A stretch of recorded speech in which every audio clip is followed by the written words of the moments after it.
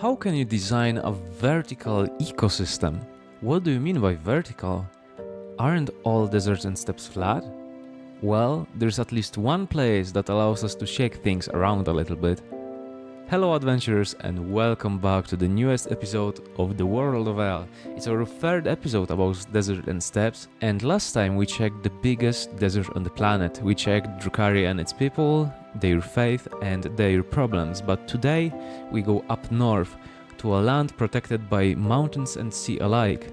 Welcome to the northern desolated plains. First thing you see is actually the emptiness.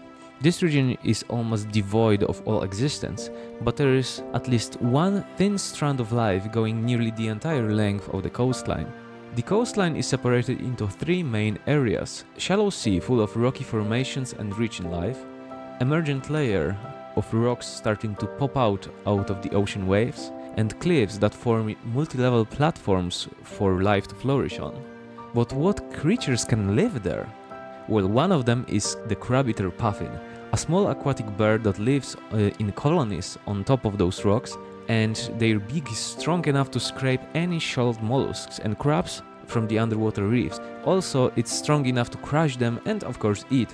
But they are not 100% safe. For every 10 that successfully returns to the high rock platform, 1 or 2 become prey to Cape Polyptocon, one of the biggest land crustaceans. They can grow to be as tall as a human male and as strong as 6 of them.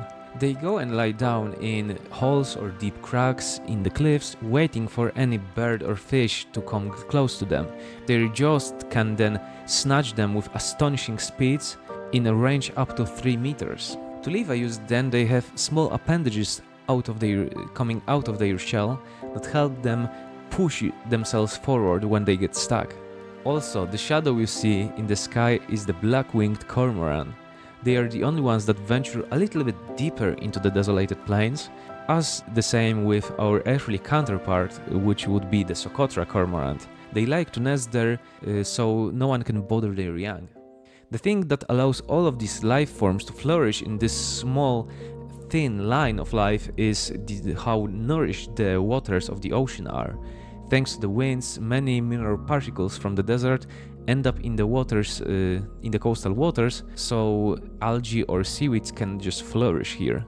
Thanks to that, it's just haven for, any fish or aquatic birds. So remember guys, from the ocean to the top of the highest cliffs, coastlines don't need to be boring, they don't need to be just plain shores. Remember that with those you can think vertically. With coastlines we can think vertically, we can add so many things in between land and the sea. And yeah, if you want to see something else, if you are more into great lands or sandy, full of mystical creatures, check out another video about desert and steppes, about Drukhari and their struggles. And remember, if you like this video, consider liking, consider subscribing the channel so you won't miss any other adventure. Have a great day guys, have a great day adventurers, and may we meet again in the world of El.